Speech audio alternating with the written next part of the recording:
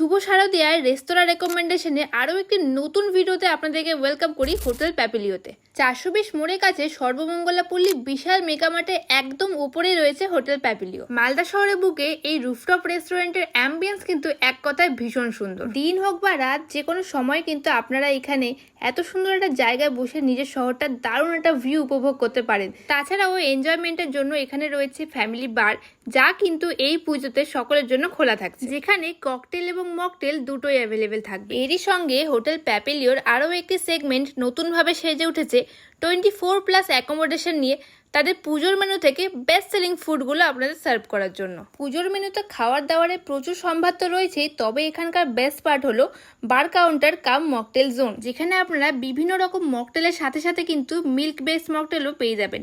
আমি এখানে ট্রাই করেছিলাম এখানকার স্পেশাল একটি মকটেল, দ্য ফ্যান্টাস্টিক ফোর। এত সুন্দর একটা অ্যাম্বিয়েন্সে বসে বাইরের ভিউ দেখতে দেখতে মকটেল ট্রাই করা আনন্দই আলাদা।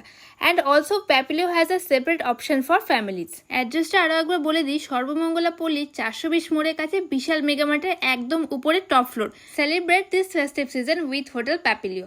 বাই।